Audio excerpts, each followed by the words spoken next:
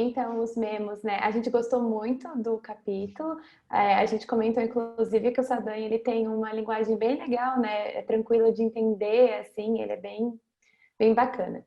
Então, a gente conversou que os memos, eles são os documentos muito legais, importantes para refletir sobre o nosso próprio processo de investigação. Inclusive, ele fala de novo nesse capítulo, ele já falava no primeiro que são como conversas, né, conosco mesmo, então, como diários. Que eles são importantes para registrar padrões emergentes, fenômenos, pensamentos, eles ajudam na definição de categorias e subcategorias, nos fazem pensar criticamente sobre a nossa pesquisa, né, estabelecendo algumas prioridades, também verificando a realidade interna dos processos. Eles são um exercício de criatividade do pesquisador.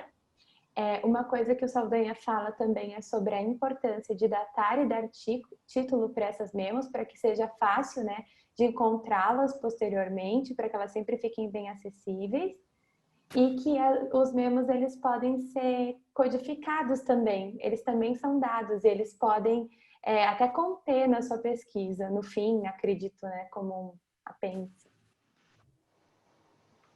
E aí a gente anotou duas frases que a gente achou bem interessantes que tem no capítulo.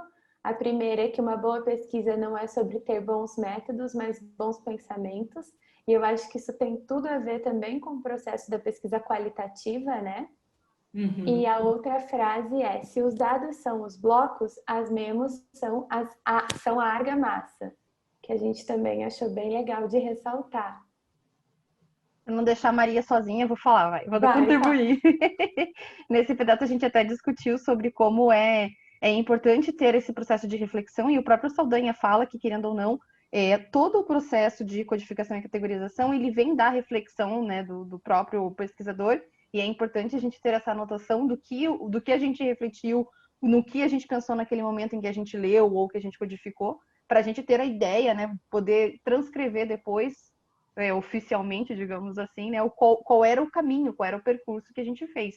A gente até discutiu no grupo a questão do rigor e da credibilidade que isso dá, né, posteriormente para o trabalho. Pronto, Maria, pode continuar. E aqui a gente... Eu virei de lado, gente, muito engraçado isso. A tela está na minha frente, tá? Mas aí o som está saindo do computador do lado. Aí eu virei... Ai, sério, essa tecnologia vai acabar. Eu fico pensando, comigo que eu estou acostumada com a tecnologia, eu tenho esses, sabe? Imagina quem não está acostumado. Eu aqui virada, com o computador aqui de lado, como se eu estivesse vendo alguma coisa, eu só estava ouvindo. Tá bom. Pior que eu pensei, o que a Prof. Ju está fazendo? Estava virada para a tela vazia, tela em branco. E a tela só aqui, pode falar, eu estou ouvindo. Não, e aqui a gente só anotou os 11 pontos que ele traz, né, dos memos, que é a relação pessoal, escolha do que a gente pode colocar, né, nesses memos. Então, as relações pessoais com os participantes da pesquisa, escolhas dos códigos, a pergunta de pesquisa, os padrões emergentes, possíveis conexões, teoria relacionada ao emergente, problemas do estudo, dilemas éticos pessoais, direções futuras dos estudos, memos já criados e trabalho e relatório final do estudo. Podem servir, né, para a construção do trabalho e relatório final do estudo. Deixa eu fazer um comentário, volta para essa tela, claro. Gente. Para mim, eu acho assim, o que tem mais de riqueza no livro do Saldanha é justamente ele dar essas orientações do que a gente tem que começar a construir no momento de análise, entendeu? Porque eu me recordo, né, quando eu era estudante de doutorado, e que eu pegava e falei assim, tá, mas o que eu vou analisar? Vou até no mestrado. Você vê, eu terminei o mestrado, tá? Fiz análise num questionário com questões abertas, tá? Mas aí quando eu cheguei no doutorado e que eu tinha um volume maior de dados, diferentes fontes de dados, tá? Eu olhava para aquilo e falei assim, o que eu vou começar a anotar? Então, no mínimo que o Saldanha fala é o seguinte, você lê, olha para os teus dados e anota tudo isso. Então, você está lendo uma entrevista, você olha aquilo e fala assim, tá, mas que relação eu posso estabelecer com o que eu penso, né, pessoalmente? Será que isso daqui pode virar um código? Tá? Como que isso daqui está presente na minha questão de pesquisa? Aí, quando você anota vários memos, você começa a olhar todos os memos, você começa a olhar assim, puxa, mas olha, essa anotação que eu fiz aqui tem relação com essa, tem... Então, você começa a descobrir padrão, entendeu? Então, veja, eu acho que é isso que vocês têm que perceber. A utilidade do Saldanha, ele não vai dar uma receita para você, tá? Ele diz assim, ó, como você pode usar essas ferramentas, e não é do software, porque criar memos, gente, o que é um memo? O memo são os post-its com anotações que você faz, ou aquilo que você anota do lado de um papel que você imprimiu, do lado de um texto, tá? Aquilo que te incomoda e você vai e faz anotação. Então, veja, quando o software foi concebido, ele foi concebido a partir do que a gente fazia manualmente. Então, por isso que você vai encontrar no Atos TI um item chamado memo. Por quê? Porque o desenvolvedor do software, junto com o especialista de metodologia, o especialista de metodologia disse assim para ele, olha, eu preciso de um lugar onde eu anoto as minhas reflexões, as minhas memórias. O que o desenvolvedor do software fez? Ele criou um espaçozinho chamado memo. É isso que a gente tem que começar a fazer a analogia, entendeu? Que tudo que está no software, às vezes com outro nome, com um nome mais informatizado, mas é o que foi definido por uma teoria de análise de dados. Pode continuar. Não, prof, só indo de encontro com o que a senhora falou, né? Eu ainda não conversei com a minha orientadora, a professora de Almeida, mas sabe o que eu fiz lendo esse capítulo? Eu criei um arquivo de Word chamado Diário do Doutorado. Estava falando para as meninas. Porque às vezes você está lendo um texto de outra disciplina, que pediram para ler, por exemplo, e você acha uma coisa que, nossa, faz todo sentido para a sua pesquisa. Aí eu comecei a criar diferentes categorias. Eu criei assim... esse aqui são trechos de textos legais que eu vi que eu achei que eu posso usar na minha pesquisa. Aí um outro eu fiz assim, revistas legais para publicar. Um outro de outra coisa. Então, eu acho que serve até para a nossa pesquisa como um todo. Porque às vezes você pensa alguma coisa muito legal e acaba ficando, sabe? Aí eu achei isso que dá para a gente aplicar isso mesmo na prática. Eu te entendo, tá, Fer? Porque eu fiz uma coisa semelhante, gente, só para vocês... na minha época, eu estava numa universidade onde eu tinha acesso bastante à internet já existia a base de dados ERIC, tá, em 2000, então eu usei tudo isso. Só que acontecia, só que eu ainda tinha muito artigo que eu tinha que mandar buscar. Então, às vezes, gente, eu pagava, hoje está caro, mas eu pagava lá, sei lá, $20 na biblioteca para vir um artigo dos Estados Unidos. Eles não tinham a revista lá, então o que eles faziam, tá? O artigo chegava por e-mail, mas eu tinha que pagar, na biblioteca eu pagava e daí imprimia. Aí o que acontecia? Então eu tinha muita coisa impressa. Na minha sala, eu tinha um arquivo de metal, sabe aquele arquivo de metal com várias gavetas? Então, eu peguei o arquivo daquele, comprei as pastinhas e eu tinha etiquetinha assim. Esse artigo eu posso usar na introdução. Tá? Esse artigo eu posso usar na problematização. Esse artigo, só que daí, às vezes o mesmo artigo eu podia usar parte dele na problematização e parte dele ia compor meu referencial teórico. Porque ele era super importante. Só que o exemplo, o resultado dele servia para problematizar. O que eu fazia? Eu tirava a cópia do artigo física, tá? Eu tirava a cópia física, marcava qual parte do artigo que ia para a introdução, tá? Colocava lá um post-it e colocava dentro da minha pastinha de introdução.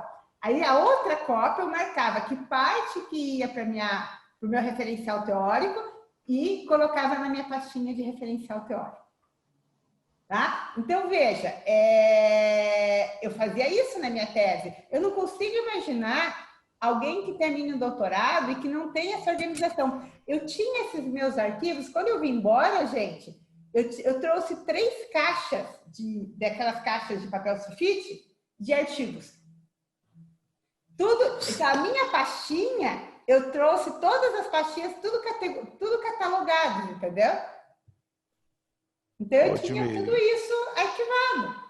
Hoje tem o Mendeley, né, que ajuda muito nisso, né? Exatamente, Rafael. Hoje eu não preciso. E aí, veja, hoje vocês podem fazer tudo no Mendeley, mas tem que fazer. Entendeu? Não tem alternativa. Pense no Mendeley, você pode comentar, você pode fazer exatamente tudo isso que eu fiz, eu fazia, colocar o post-it, o mesmo artigo você pode colocar em várias pastas, tá? Então, com o Mendeley você pode fazer tudo isso. Então, no meu mestrado, na qualificação, colocaram alguns questionamentos de algum aspecto que eu não abordei, não lembro exatamente o que foi. Aí o que eu fiz? Eu tinha toda minha referência organizada no Mendeley. Aí eu joguei as palavras-chave desses questionamentos no Mendeley, mostrou dos artigos que eu já estava usando, quais que abordavam essa temática. Não, facilitou demais a vida, não precisei procurar outra bibliografia. Viu? Então, gente, e pensar que hoje tem gente que faz um doutorado e não sabe nem o que é Mendeley. Todo mundo sabe da disciplina, né? Ou se não sabe... Vou divulgar, prof. No canal da Jill, no canal da Jill tem uma aula sobre Mendeley da disciplina passada. Se vocês quiserem acessar, foi da nossa disciplina passada, tem lá salvo. E aí tem toda a tua aula, prof, você explicando o que é, como que a gente coloca, tal. Ah, que bacana! Então tá lá, ele editou. Tá? Então, tá bom, continue. Mas é isso, aqui a gente só trouxe aí a definição, né? Que ele usa as palavrinhas para fazer uma definição em inglês. E aí a gente tem profs de inglês no nosso grupo, duas, que traduziram pra gente e trouxeram bonitinho aí o que significaria, né? Mapear as atividades da pesquisa, extrair extração de significado dos dados, manter a progressão e comunicação aberta. Certo? Então, por isso que vocês vão encontrar no Atlas TI um componente chamado memo. Assim como tem um componente chamado código, um componente chamado memo também. Certo? O próximo grupo... Gente, alguém tem dúvida? Alguma questão disso que a Feira apresentou? Ou seguimos com o grupo e aí no final vocês... Mas interrompam se tiverem questões. Não vamos levar as dúvidas para frente. Quem que agora é o próximo grupo? Somos nós. A Cléo vai colocar o nosso arquivo. Uhum. Mas vocês fiquem à vontade, hein? Vão falando aí também. A gente começou pela síntese do segundo capítulo, então que ele busca fazer uma análise dos propósitos e objetivos da escrita dos memorandos analíticos, apresenta reflexão a serem realizadas durante a coleta e a análise dos dados. Pode passar. Então, procurou trazer qual é o conceito do memorando analítico, que é a questão do registro das reflexões sobre o processo, o espaço onde se coloca as ideias, um pouco do que a Maria Fernanda colocou. A questão dos insights, o registro do que vem à cabeça para que se mantenha um registro das impressões que se teve a partir do contato com o material e não se perder nenhum tipo de impressão ou consideração que pode ajudar nesse processo de construção. Aí uma frase que ele colocou e a gente achou interessante é que não é para confiar na memória, e a professora Dilmeide já tinha colocado isso diversas vezes para a gente, tanto na disciplina passada como nessa, anota, né? Coloca, registra para evitar que alguma coisa se perca, algum detalhe que pode ser um diferencial na tua pesquisa. Pode passar.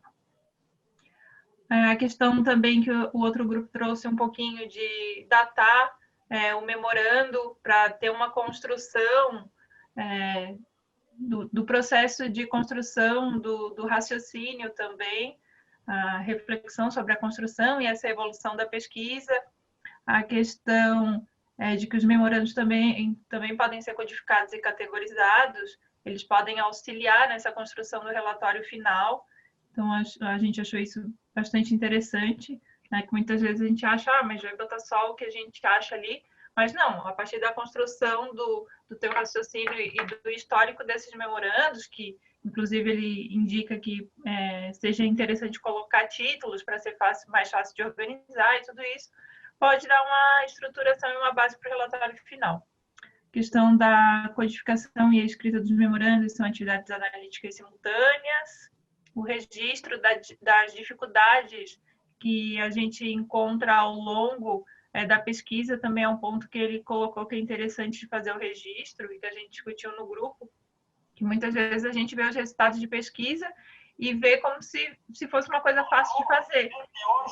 Facilmente a gente vê esse registro das dificuldades e esse compartilhamento. Então, a gente acha interessante. Acho que alguém está com o áudio aberto, gente. É a Gisele, pelo que estava. Desliguei aqui, desculpa. Obrigada. Imagina, tranquilo. Professora, queria fazer uma pergunta. Ali quando fala que os memos são dados, como que isso, vamos dizer assim, pode acontecer na prática, assim? Por exemplo, vamos supor que você está analisando um vídeo, tá? O vídeo, você tem que fazer descrição do vídeo, você tem... Então, isso foi até uma pergunta que saiu nas dúvidas da aula. Como a gente analisa vídeo, tá? Então, a pergunta até coloquei como uma dúvida instrumental e também coloquei como uma dúvida morfológica. Porque tem alguns autores que eles dizem que quando você vai fazer uma análise de vídeo, você faz a descrição do vídeo. Então, você assiste o teu vídeo, o que você vai fazer? Você pode criar um memo, tá? Dizendo que relatando, contando tudo que você está vendo. Eu estou vendo a pessoa olhando, né? Um aluno olhando para o outro, eu estou olhando que eles estão a certa distância, ela mexe a cabeça, enfim. Você faz toda a descrição do que tem no vídeo, e aí você pode salvar esse vídeo, no caso de um software, tá? Mas aqui o Saldanha não está se referindo a um software, ele diz qualquer mesmo. Então, você pode descrever, anotar o texto, então isso é a tua memória. Você pode registrar, por exemplo, algo quando você está entrevistando, tá? Você tem a fala do sujeito, tá? E você tem o comportamento do sujeito no momento que você estava entrevistando. Dependendo do tipo de pesquisa que você esteja fazendo, aquele comportamento da entrevista pode ter um significado. Você não gravou. O que você tem que fazer quando você termina a entrevista? Você vai registrar nesse memo, tá? Tudo como que o sujeito se comportou, certo? E daí, o que você vai fazer? Quando você estiver analisando a entrevista, aquele memo, aquela memória, é um dado para você também. Entendeu? Então, nesse caso, o memo é um dado. Do contexto histórico, de repente, de algum documento? Pode também, olha lá, bem interessante. Então, você vai, vamos supor que você está analisando bem, tá? Eu tenho a Bia que está analisando toda a legislação da CAPES, tá? Quando você pega um documento, e foi muito difícil, a Bia não está aí hoje, mas vai ficar gravado e ela vai ouvir. Foi muito difícil eu mostrar para a Bia que quando a gente analisa, por exemplo, eu estava analisando a legislação da CAPES sobre a pós-graduação. A pós-graduação foi criada no início dos anos 70, 60 no Brasil, tá? Qual era o contexto histórico, político, social da época? Tá? Veja, você pode criar um memo, onde nesse memo, na sua memória, você vai fazer um levantamento bibliográfico do que, como que era a política, o que estava vivendo, no momento econômico. Então, quando você lê lá na pós-graduação, que você diz assim, que ela vai... Um exemplo, tem uma frase no documento que é que o Brasil precisa de mais técnicos. E, por isso, precisa de uma pós-graduação.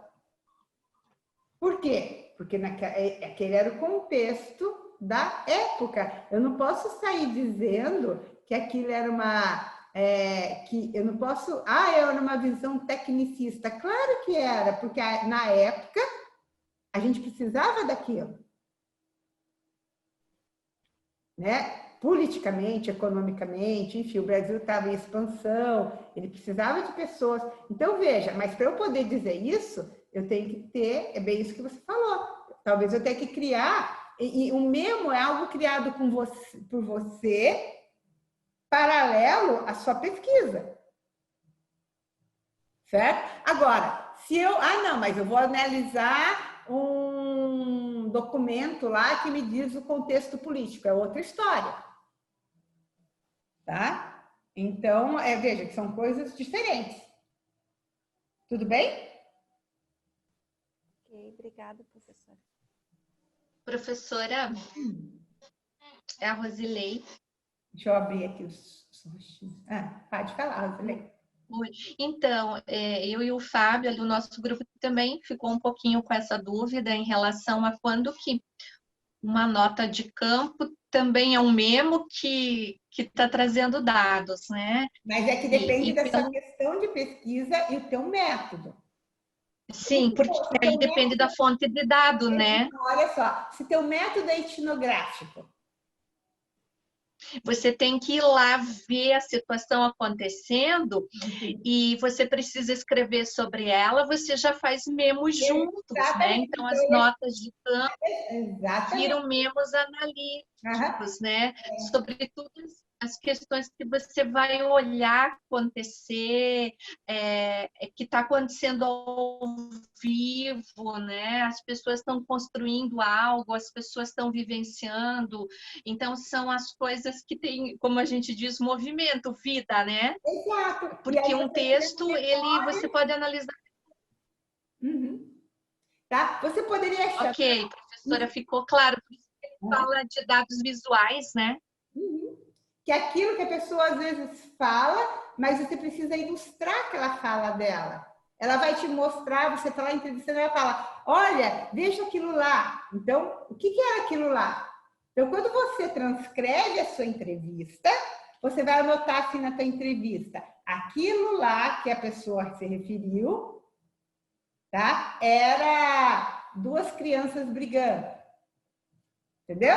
Porque ela só falou, você está lá entrevistando e ela fala, olha aquilo lá, olha a situação que está acontecendo. E continua conversando com você. Como que você vai ligar essa fala dela com a realidade? Com o memo, com a memória que você criou da sua entrevista. Então, essa memória, ela é um dado. É uma fonte de dados.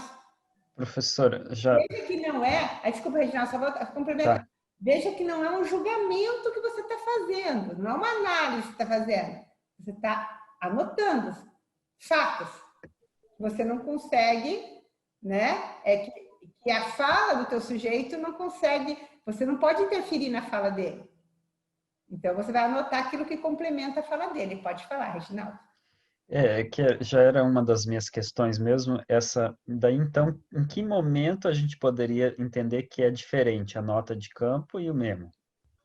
A nota de campo é o memo. Porque no texto ele menciona uma possibilidade de não confundir um com o outro. Não, porque nota de campo é um termo em português. Nota de campo, você tem que tomar cuidado com isso. Memo é a linguagem internacional. Se eu falar no Canadá, je suis en train de construire des memo, memória, memoir, memo, eles vão entender. Agora, se você falar, I'm writing memos, entendeu? É a linguagem internacional de pesquisa. Entendi. Nota de campo também mas é muito mais em português, entendeu? Mas daí... Memo não é só nota de campo. Então, o memo, da forma como ele colocou, é uma nota de campo, porque memo pode ser uma nota de campo, porque uma nota de campo, ela não tem julgamento, é esse memo, tá, que você construiu para complementar seu dado, certo? Agora, eu posso ter, além da nota de campo, eu já posso construir, eu estou fazendo inferências, eu estou refletindo. Então, isso não é uma nota de campo. Então, eu tenho diferentes tipos de memos. Eu tenho memo, que é nota de campo. Eu tenho memo, que são reflexões minhas sobre a pesquisa. Certo? Era isso que eu ia perguntar, essa diferença. Você pode classificar os tipos de memos. Certo? Então, veja, a palavra nota de campo é um tipo de memo específico. Professora, posso... Não sei se eu vou ser feliz no meu exemplo, mas assim, quando você está coletando dado, você está fazendo as notas de campo, que é ser fiel àquele dado. Eu estava fazendo entrevista no meu mestrado e dos 5 diretores, 3 tiveram dificuldade numa resposta porque eles pararam muito para pensar, eles tiveram que puxar pela memória. E eu anotei isso, né? Então, assim, entre o que eu anotei de resposta e a observação sobre aquele processo, né? Então, a observação que eu fiz era um memo, né? Eu não esqueça que eles tiveram dificuldade nisso. E aí, quando eu fui analisar, na triangulação dos dados com professores, etc., e você percebe que realmente aquele aspecto era um aspecto frágil. E eu lembrei, né, que eu tinha observado e anotado a dificuldade de me dar uma resposta espontânea, rápida, né? Então, porque assim, no Atlas TI, eu vou pôr um documento. Eu já estou distante do momento da coleta. Agora, quando é a coleta ao vivo, eu tenho que fazer a nota de campo respeitando o que eu coletei, mas eu posso já transformar em memos analíticas quando eu escrevo essas observações, o que senti, o que percebi, o que, né? É isso, eu entendo. Não sei se quando você colocar a sua entrevista no Atlas TI, você pode colocar essas notas também, entendeu? Exato. E essas notas podem entrar como fonte de dados, entendeu? Ou pode entrar como memos. Uhum. Perfeito. É porque eu acho interessante, até o grupo colocou, que as memos, às vezes a gente não tem elas ali no ato de análise, né? Eu sou muito assim, quando eu estou dirigindo, tomando banho, fazendo uma coisa mais mecânica e o teu pensamento flui, e aí você diz, nossa, aquilo podia ser aquilo. É isso que ele diz, que você deve anotar esses processos reflexivos, né? No momento que eles acontecem. Então, observe que a nota de campo que a Rosilei falou, que o Reginaldo falou, gente, no Atlas TI, eu não registraria isso como memo, porque o conceito de memo dentro do software não é o conceito de memo no livro do Saldanha. O conceito de memo no livro do Saldanha é amplo. O conceito de memo no livro do Saldanha, ele diz assim, memo é a nota de campo que você cria, é aquilo que... Ou, no momento que você está analisando, são as suas reflexões. Quando é no momento... Então, veja, e é isso que a gente vai ver no software.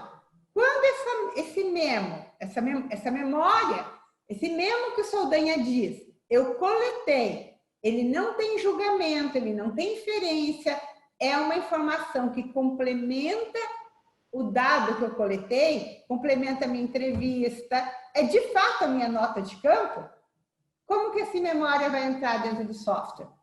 Como uma fonte de dados. Assim como eu vou ter o documento entrevista 1, eu vou ter memo do entrevistado 1, ou nota de campo, NC, do entrevistado 1. Nota de campo do entrevistado 2. Então, isso são memórias. Então, ele diz assim, ó, eu tenho memórias durante a coleta, que são memórias que me ajudam a analisar, a complementar o dado coletado. Mas eu tenho insights. Dentro da coleta, você pode ter insights. Você não pode registrar o teu insight no mesmo lugar que você registrou a nota de campo que o Reginaldo falou. Entendeu?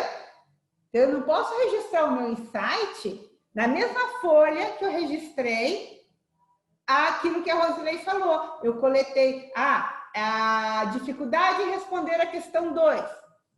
Isso é um fato.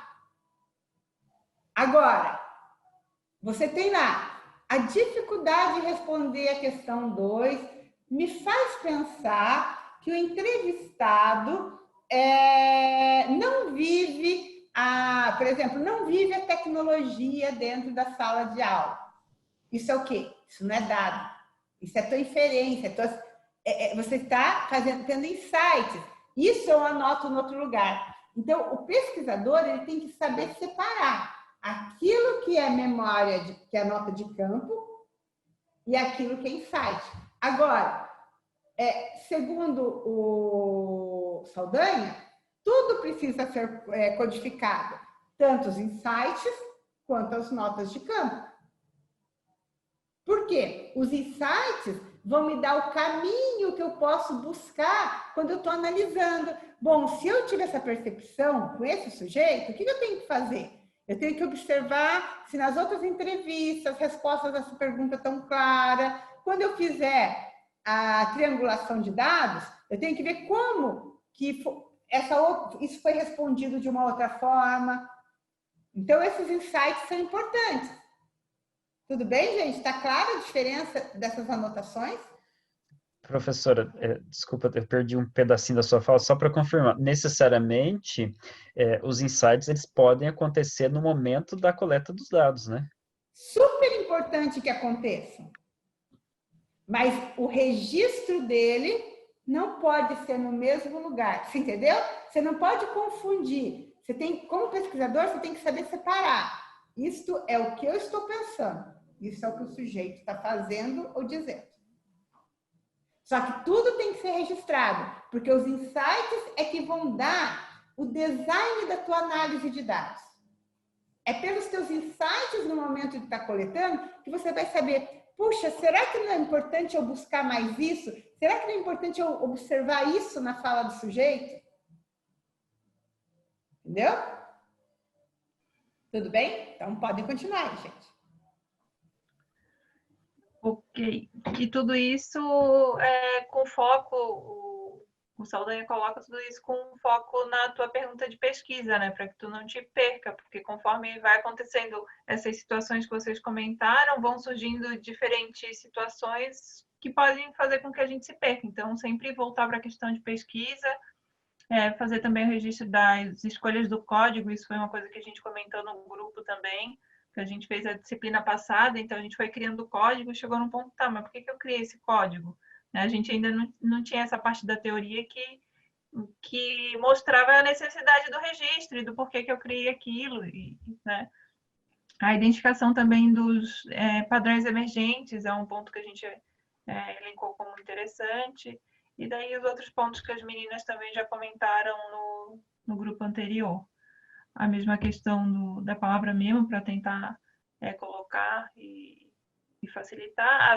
Exatamente as duas frases que as meninas levantaram também como um ponto interessante. E a gente trouxe também duas dúvidas. Uma era com relação à distinção entre as anotações de campo e os memos, né? E a necessidade de estar sempre, como a Rosilei falou ali, com um bloquinho de notas para que a gente vá anotando e não perca as informações que a gente tem. E outra dúvida que a gente ficou foi com relação à reflexão e refração, a diferença entre os dois. A gente até comentou que esse é um dos capítulos menorzinhos do livro dele, e que parece que ele foi ficando sem energia para escrever no final, então ele foi reduzindo os tópicos e foi ficando pequenininhos, e esse é um dos que está menor, e a gente ficou com um pouquinho de... A refração, deixa eu olhar aqui bem pertinho. Outro ponto que eu achei bem interessante foi com relação também à análise de vídeo, da questão assim, do detalhamento, porque às vezes quando tu está fazendo uma entrevista, tu registra, mas se tu tem o vídeo, tu consegue perceber muito mais o jeito da pessoa na hora de responder, né? A reação dela, a expressão, então a questão do vídeo eu achei bem legal também. Seria interessante se a gente tivesse a oportunidade de ter esses registros para pesquisa, né? Independente da temática que a gente aborde. Professora, é a Rosilei de novo, não sei se eu vou ajudar, mas eu fui procurar o significado de refração, né? Uhum. Ele é um termo lá da física, não sei se tem alguém ali da física, é como se ele refletisse, né? É você olhar no espelho o que reflete. É quando você olha para o dado, o que te vem, né? Te vem na hora, quando você olha, a velocidade com que aquilo vem, coisas que aparecem mais rápido, coisas que você demora para ver. Eu entendi que aí a reflexão me parece que é de dentro para fora, e não quero falar errado. A refração. A refração é como se o que o dado me traz é o contrário, é de fora para dentro, que ele me leva, né? Na realidade, olha só, a refração é o imediato. Isso. Tá? Você tem que pensar assim, eu olho para a fala aquela fala, o que ela me diz. É o espelho, né? A refração permite com que você codifique. A reflexão permite com que você faça o quê? Analogia com aquilo que foi dito, com a teoria, entendeu? Então, a refração é algo imediato. Eu codifico, é como se fosse, olha, eu codifico pela refração. Esse dado diz isso, esse dado, sem inferência. E a reflexão é aquilo que você consegue fazer inferência sobre. Tá? Só que ainda você está refletindo, você está começando a pensar, mas por que o participante falou isso sobre tecnologia, sendo que ele é obrigado a usar algo assim? Entendeu? Então, isso você está refletindo sobre aquilo. Você codificou aquilo como, isso é uma fala negativa de tecnologia. Ele diz assim, a tecnologia só causa problema na escola. Isso é uma fala positiva? Precisou refletir? O que o dado diz aí? O que o dado está falando? Então, é como um espelho mesmo. Tá? Então, a refração permite com que o quê? A gente faça a codificação. Agora, em cima dela, é que a gente vai começar o quê? Refletir. Aí eu pego e penso assim, nossa, mas se essa posição dele, por que essa escola tem um grupo de participantes de campeonato de robótica? Por que essa escola tem pessoas que... Por que essa escola tem um jornal online? Entendeu? Aí você está se questionando, você está criando menos para quê? Puxa, eu tenho que descobrir mais. Certo? Então, aí você está começando a refletir. Então, essa é a diferença. E refração é aquilo que... é isso que eu consigo codificar. Tudo bem? Mais dúvida, gente? Não sei se o grupo quer colocar mais alguma coisa. Alguma coisa? Não? Fechou. Obrigada. Outro grupo? Aquilo que vocês acharem que está repetitivo, gente, passem para a gente avançar. Aí fica a critério de vocês.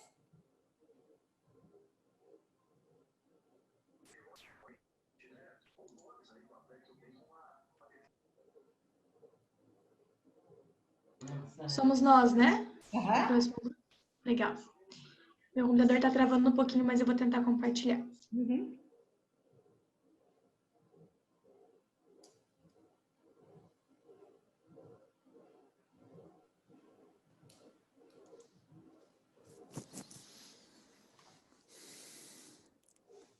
Eu fui eleito porta-voz do grupo, então vou tentar sintetizar um pouquinho e também não trazer coisas repetitivas. Teve uma frase que foi destacada, tentar resgatar aqui. Eu estou tentando abrir, pessoal, tá difícil. Só um minutinho, vou tentar novamente. Acho que se eu... Fica muito pequeno, professora. Tá dando, Thalita, estamos vendo. Tá.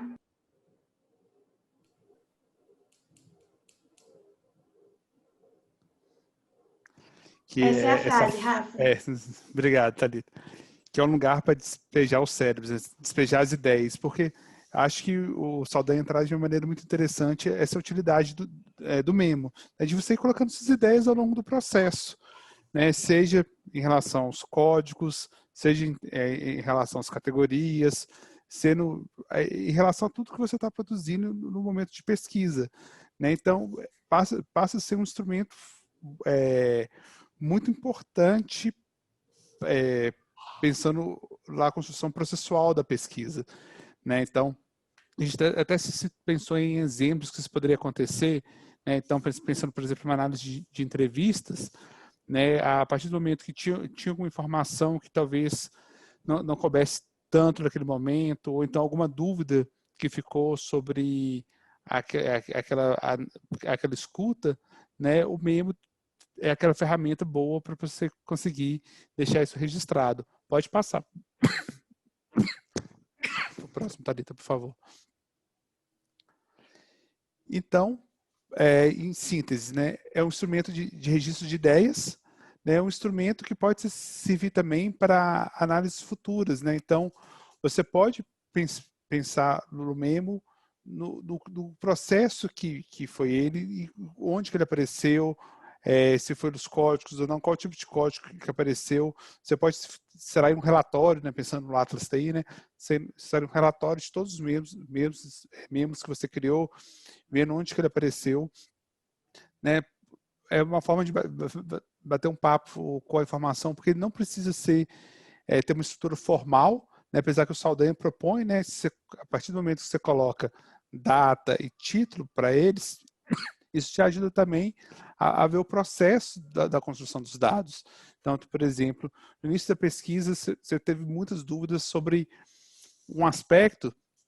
Isso pode servir, por exemplo, como um buraco na sua revisão de literatura, né? Se, por exemplo, um aspecto conceitual apareceu muitos memos, né? E também ele serve como uma pré-análise, né? Então, ele pode ajudar a fundamentar um código futuramente, né? A partir do momento que a gente está pensando assim, ideias estão aparecendo, ele pode sintetizar uma série de coisas, né? Pode... gente, desculpa pela tosse. Pode passar para o próximo. Então, e também pensando que todos nós somos aqui pesquisadores em formação, ele é um excelente instrumento para organizar as ideias, né? Você pode colocar ele lá, criar um memo para dialogar depois com o orientador ou orientadora, né, com os colegas de grupo de pesquisa, né, porque, como até foi falado no slide anterior, é um bate-papo com suas informações, né, igual o outro grupo falou, é a argamassa que vai ligar os blocos que são as informações. Então, isso é uma excelente ferramenta. Eu entendo que a proposta do Atlas TI é que você faça tudo dentro dele, né, que você não precisa pegar outros programas para dialogar. Então, você tem informação lá dentro, inclusive até a revisão de literatura pode estar dentro do Atlas, né? E aí você vai ter um elemento que vai ser essas colas com diversos pontos que inicialmente talvez não sejam tão conectados, porque você pode criar o mesmo também de redes, né? Que é outra coisa que vai ser falada mais lá para frente, né? Então, isso é um pouco da síntese de tudo que a gente discutiu. Não sei se faltou alguma coisa. Não. Nossa, gente, as anotações de vocês estão super legais. Acho que depois contribuindo, passando esses slides, tá? Deixando lá disponível para vocês e mais as anotações que vocês fizeram do capítulo, vocês estão com o livro todo traduzido, certo? A ideia é essa, tá? E que vocês aí não precisem mais recorrer a ele, né? Você sabe que é dele, mas durante agora a escrita da tese, a análise dos dados, vocês têm todas as informações que precisam. Isso aí, obrigada. Professora, deixa eu perguntar uma coisa. Essa questão da categorização dos memos, necessariamente não é algo que deve ser feito, é uma opção do pesquisador, depende do objeto de pesquisa dele. Não, às vezes não é nem do objeto de pesquisa. Veja, não depende... Você categorizar os memos não é do objeto de pesquisa, é da sua forma de organizar. Por exemplo, quando eu falei para você, tá, que eu tinha uma pasta, tá, física, tá? Eu tinha, na realidade, tinha uma pasta, eu tinha um arquivo inteiro, com 4 gavetas de metal, sabe, né?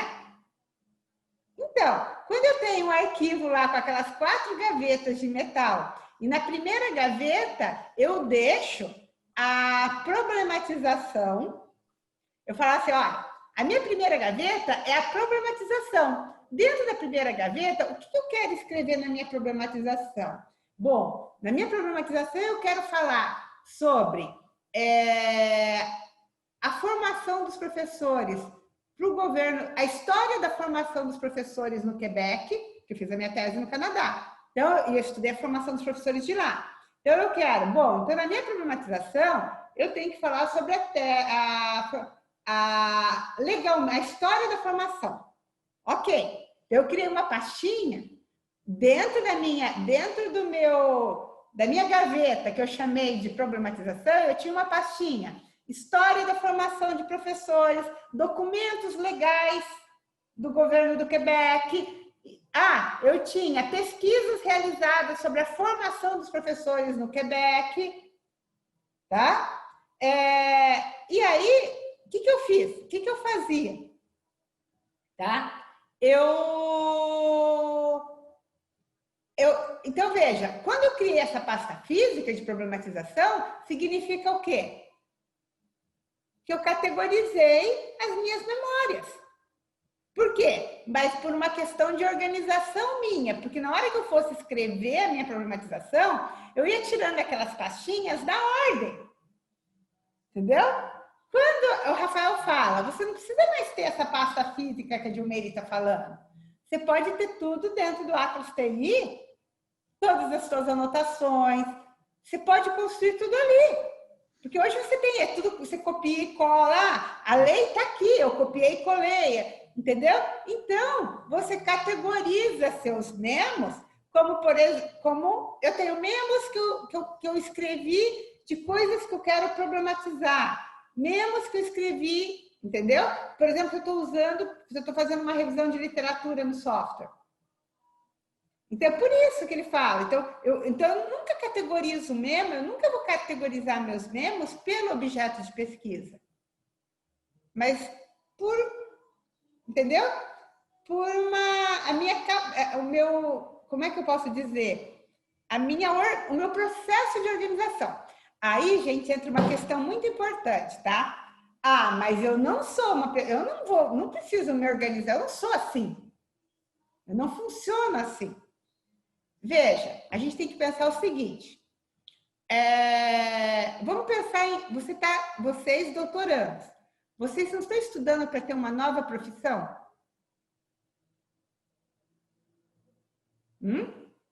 E aí? O que vocês me dizem? Sim, sim. O Rafael, ele é psicólogo. O Lucídio é administrador, né, do Lucídio? Maria Luísa? Sou pedagoga. Pedagoga. A Vânia? Eu sou professora mesmo. Professora. De que área? Eu trabalho com educação física na educação especial. Mas então você é professora de educação física. Edivânia, você é o quê? Administradora. Pois é, administradora. Então, isso faz parte da tese da Bia, tá? Que não está aqui hoje, né? Mas não está porque ela falou que não ia. Mas olha só. Se você está fazendo um doutorado, é por quê? Eu? Estou no pesquisadora. Querendo ou não, você está dizendo assim, eu estou recebendo um título que me dá uma nova profissão. Eu posso ser contratada por um centro de pesquisa para fazer pesquisa.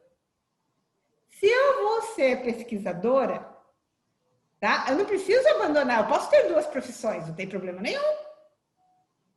Mas a profissão de pesquisadora eu tenho que fazer bem feito. E qual é quais são as exigências para você se tornar pesquisador? O que eu preciso desenvolver? A minha capacidade de abstração, organização. Então, por mais... Rafael, vou fazer aqui um pré-julgamento, tá? O Rafael provavelmente ele é super criativo. Eu não sei, as outras, né? Não sei se o Rafael é organizado. Rafael aqui, o Rafael não o Rafael psicólogo, o Rafael nosso design. Não sei. Para design, talvez ser organizado é menos importante do que ser criativo. Concorda? Não sei. Pode ser que seja um pré-julgamento. O que você acha? Ser sistemático, não é nem organizado, sistemático. Tá? Tem sempre o mito, né, professora, de que o criativo é desorganizado. Exato. Mas, por exemplo, então vou mudar a palavra, sistemático. Porque você pode ser um designer super organizado no teu material. Eu separo os meus materiais, sei lá, de fazer tal tipo de arte, outro material de fazer tal tipo de arte. Eu sou super organizada e não gosto que mexa. Mas você precisa ser sistemático. Eu tenho que ter método. E esse método interfere até na organização do material que eu coleto para estudar. Porque o estudo na vida de um pesquisador é a construção do referencial teórico dele. Então, por isso que eu estou insistindo nisso, porque quando a gente fala que eu categorizo os artigos que eu coletei, porque eu sei que esse artigo vai me ajudar nisso, esse artigo vai me ajudar aquilo, é porque eu sou o quê? Não é que eu sou organizada, eu sou sistemática. Acho que essa é a diferença, né? Rafael, psicólogo, ajuda a gente. É isso, né? É diferente. Eu sou sistemática. É isso mesmo, sim. Faz um perfil aí da professora, Rafael. Hã? Faz um perfil, analisa o perfil aí da professora. Não é meu, é do pesquisador. É porque eu entendo, Edmeire, que acho que toda profissão vai requerer um conjunto de habilidades específicas, né? Então, uma coisa, por exemplo, é o recursos, a minha prática como psicólogo, né? Vai demandar uma série de organização, conhecimentos, práticas.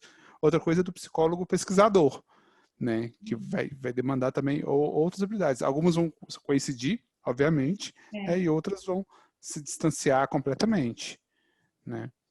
Inclusive, uma das coisas que eu tenho discutido muito é isso, por exemplo, como que a tecnologia atravessa a prática da psicologia, porque são conhecimentos que durante muito tempo não foi cruzava de uma maneira mais tímida, né? E agora com a pandemia, por exemplo, está ampliando muito, né, essa questão da ida do online e da psicologia, por exemplo. Exato. Entendeu? Então, entendeu essa diferença, gente? Então, e tudo isso é porque a gente está discutindo memo, organização de memo. Então, esse processo de organização da informação da pesquisa é super importante. Então, essas ferramentas tecnológicas ajudam nesse processo de organização. E que, como o Rafael falou, que, na realidade, são elementos obrigatórios de uma determinada profissão. No caso, pesquisador. É claro que hoje a pessoa pode querer também ter tudo impresso, né? Mas hoje fica inviável, assim, o custo, o tempo, né? Exato. Rosilei ia falar alguma coisa? Eu entendo de forma mais simples, sabe? Que é a organização. Eu tive um pensamento agora, isso me ajuda na resposta. Então, eu vou lá, memo resposta. Nossa, eu enxerguei isso é memo ética, digamos assim, né? E eu vou criando esses nomes como possíveis categorias, não é que eu depois tenho que ir lá analisar meus memos, é só para separar, porque daqui a pouco, se me surgir outra ideia, e se eu colocar memo 1, memo 2, memo 3, memo 4, eu não sei do que é esses memos. Rosilei, você deu o exemplo perfeito. Né? Aí, então, eu vou lá, nossa, surgiu outra possibilidade de resposta. Eu vou lá no memo resposta e anoto. Então, é bem uma organização. O próprio Saldanha, ele fala que ele não gosta muito, ele acha que tem que ser um processo aberto. Mas a gente encontrou ali 12 tipos de memos, né? Que você pode criar aquelas 12 categorias. Os outros grupos apresentaram 11. Quando chegar o nosso grupo, tem o 12, e eu fiquei conferindo aqui, já achei a diferença. Então quando eu vi essas possibilidades de categoria, e eu sou também assim, eu gosto dessa organização, é porque ela facilita o teu registro, e depois você buscar. Puxa, agora eu vou elaborar as respostas. Ah, tá aqui nesse memo. Agora eu vou discutir isso. Puxa, tá lá nos memos tais, né? É mais organização do que processo de análise de memo, é bem diferente. Exato. E aí, olha só para vocês terem uma ideia, tá? Dessa importância dessa habilidade de organização e sistematização da informação para o pesquisador, que o Saldanha, gente, ele é um artista. Vocês leram sobre o Saldanha? Sabem quem ele é? Ele é professor de teatro. Ele foi, entendeu? Então, então veja, ele é um artista. Professora, mas eu acho que a organização para o pesquisador, cedo ou tarde, você paga o preço dela, e aí não tem como você não se organizar. Porque comigo aconteceu de inexperiente, eu não fiz essa aula lá no começo, né? Fiz só agora no fim. E eu fui escrevendo e não fui me atentando às referências. Quando eu terminei o meu texto, faltavam 72 referências. E aí...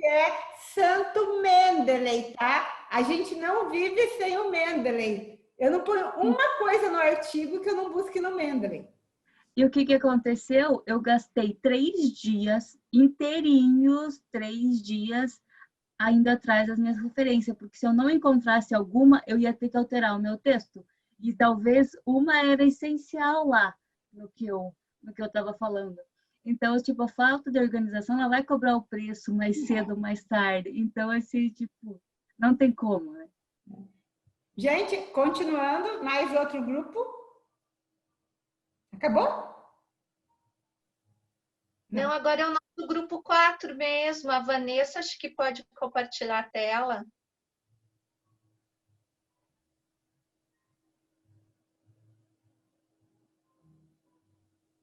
E a Vanessa?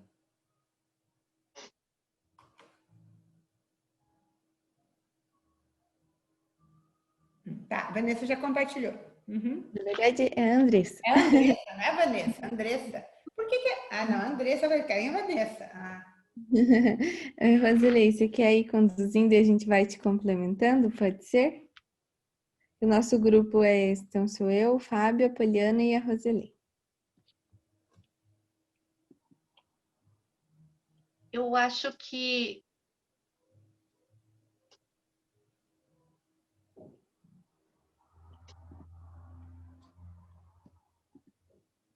os conceitos de memo que a gente destacou são os mesmos que os outros grupos colocaram, né? E o que a gente destacaria, que ele é o terceiro tópico ali, que ele é um registro sobre a reflexão do pesquisador sobre os dados. Isso acontece antes, durante e após o processo de codificação e escolha.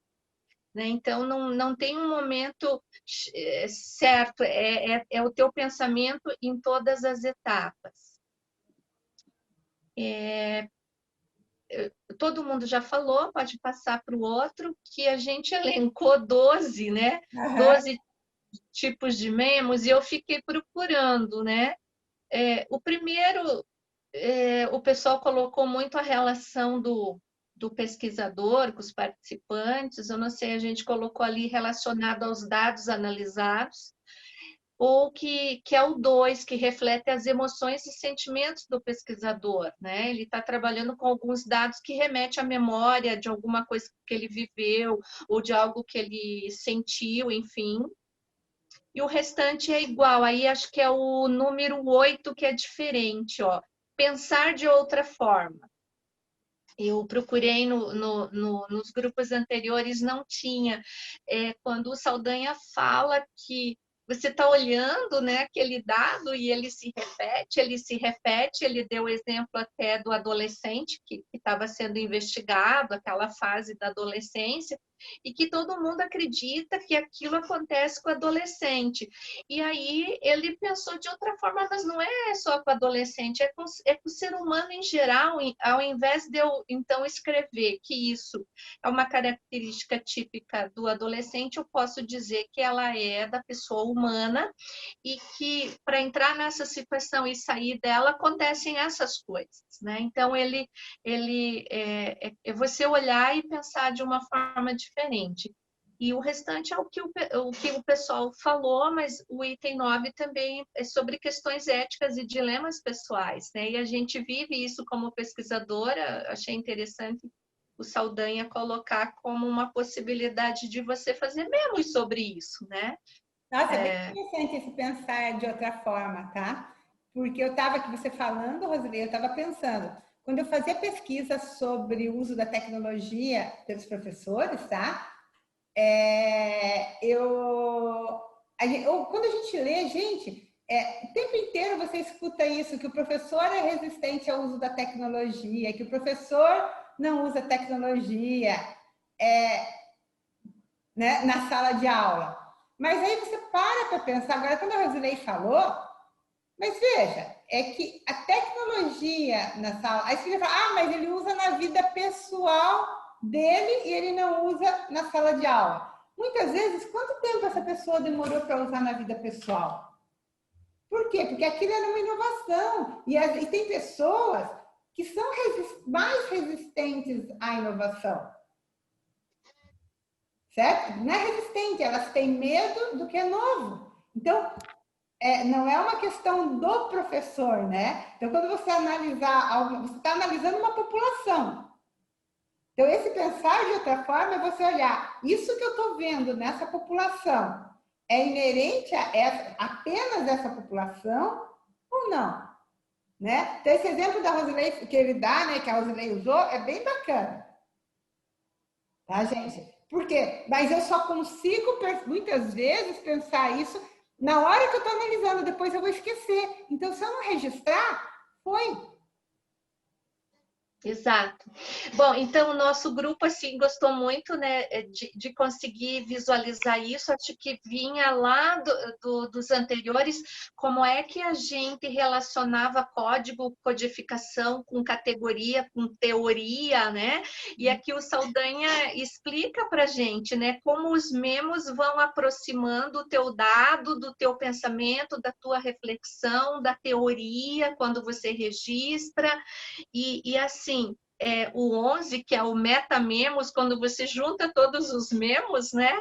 É aquilo que eu falei, se você tiver memo 1, memo 2, memo 3, ele não sai legal no relatório, porque o Atlas TI te dá o relatório, e aí você já sai categorizado, aí você pode ver que você registrou por 2 vezes a mesma coisa, só que em datas diferentes, já tinha registrado aquilo, né? Ou o quanto você evoluiu da primeiro registro até o 4º registro.